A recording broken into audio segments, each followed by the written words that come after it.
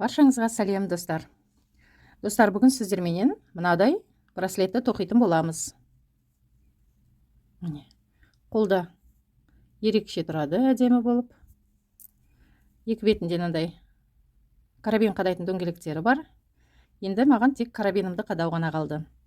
Бұл браслетіміз үшін қандай тастарымыз қажет? 8 мм хрусталіміз керек, 4 мм хрусталь және бисеріміз қажет. Ине, жібіміз қажет болады.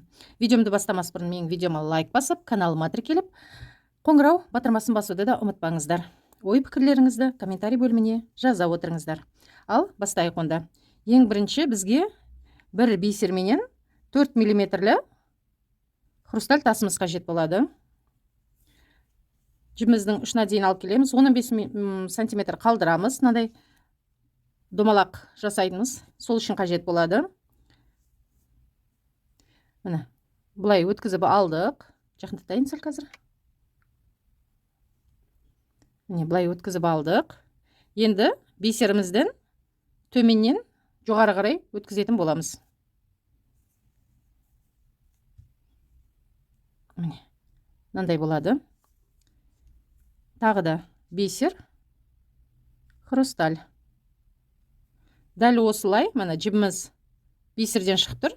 Біз хрустальдан өткізетін боламыз. Хрустальдан өтеміз. Бисерден, енді екі бисерден қайта өтетін боламыз.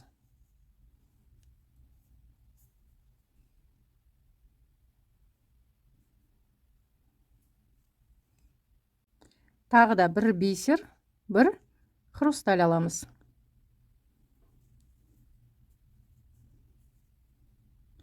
Енді осы жерде хрусталь, міне жаңа екеуден өттік, енді бір хрустальдан.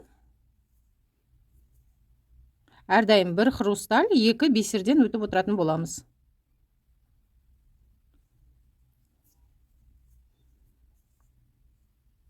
Жібіміз хрустальдың ортасынан өтеді.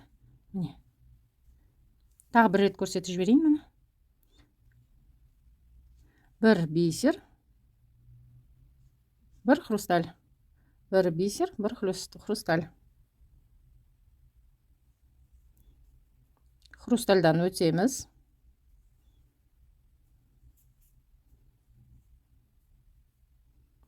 Кері қарай екі бисерден өтетін боламыз.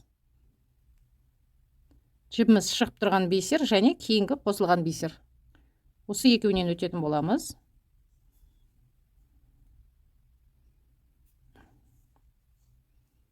Дәл осылай жетеу етіп тоқимыз міне. 7 хрусталь тоқимыз.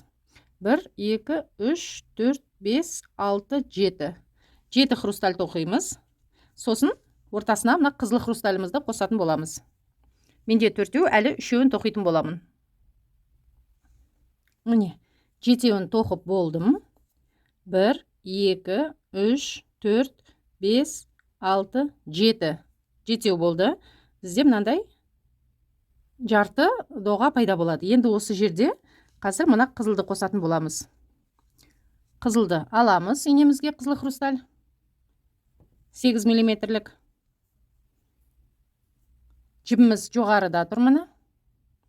Біз енді ең бірінші бисерімізден төменнен оң жақтан сол жаққа қарай өтетін боламыз.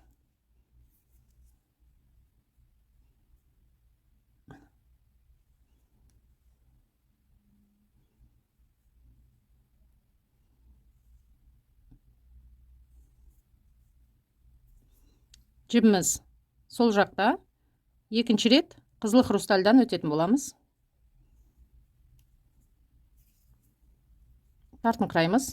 Осы жерде енді мұқият болыңыздар. Мына жерде жібіміз бер жақта тұр ғой.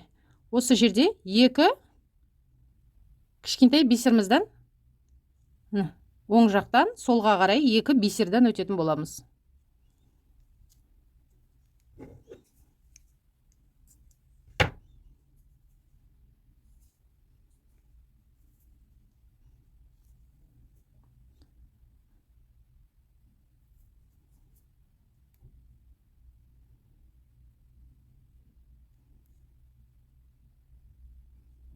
Екі хрустальдан өтеміз.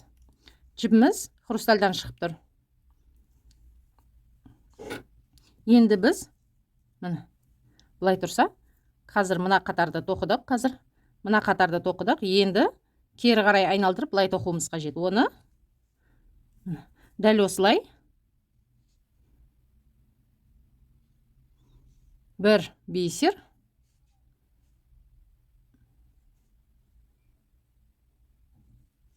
бір хрусталь аламыз.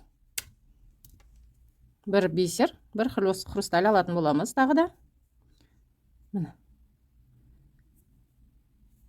Екі хрустальдың ортасынан бисер түсті. Енді жібіміз міне хрустальдан шықтыр. Біз бұны қайтадан бір бисерден өтетін боламыз.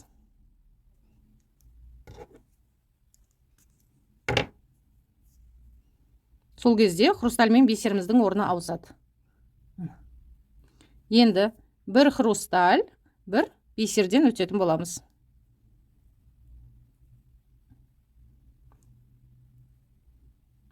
Тоқымаларыңызды өздеріңізге ыңғайлы етіп ауыстырып аласыздар.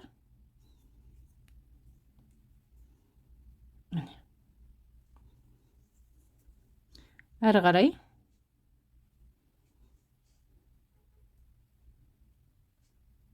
бір бисер, бір хрусталь.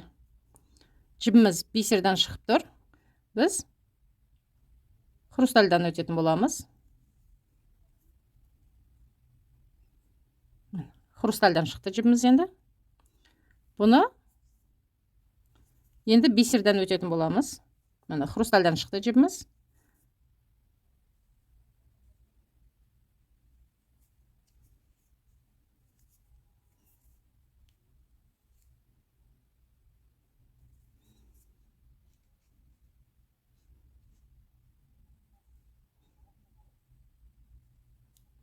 Хрустальдан өтеміз.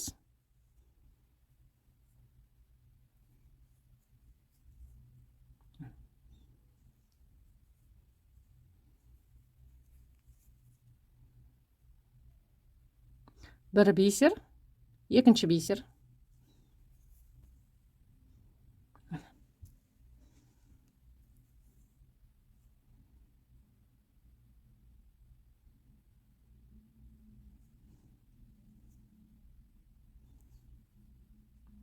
Қазір тағы да жетеу тоқимын. Міне тағы да жетеу тоқыдым. Біреу, екеу, үшеу, төртеу, бесеу, алтау, жетеу. Тағы жетеу тоқыдық. Енді мына жерге тағы да қызылды қоятын боламыз. Міне қызылымызды алдық. Жібіміз бисерден шығып тұр жоғарыдан. Оң жағынан шығып тұр жібіміз. Дәл бастапқыдай бірінші бисерімізден өтеміз.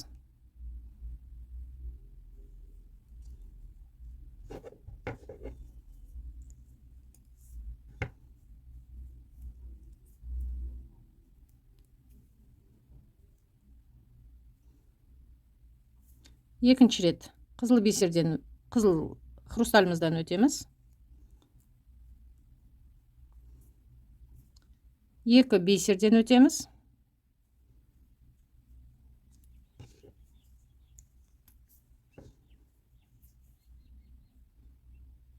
Екі хрустальдан өтеміз.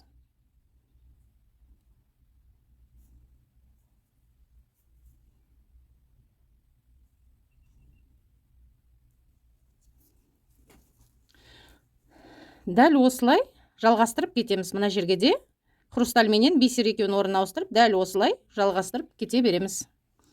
Дәл осылай мына керек ұзындық пайда болғанға дейін жалғастырып кете береміз. Дәл осылай сырға жасасаңыздар болады. Мына жаққа ілгішін жасап, енді мына ілмегімізді ілетін домалағымызды жасайтын боламыз қазір. Ол жерге мен 8 бисер алдым. 2, 3, 4, 5, 6, 7, 8.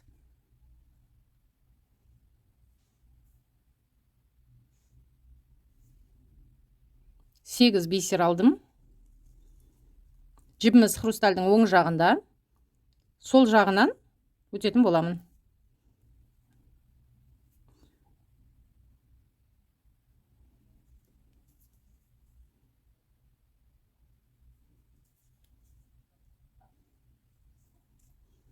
Осы жерде жіпті түйіндеп, кесіп алып тастап, зажигалкада күйдіретін боламыз. Міне. Дәл осындай алқа жасасаңыздар да болады, қолға тағатын браслет жасасаңыздар болады, сырға жасасаңыздар болады. Міне дәл осы жерден өзіңізге керекті ұзындықта тоқып ала бересіздер. Менімен бірге болғандарыңыз үшін сіздерге үлкен рахмет. Істеріңізге сәттілік тілеймін.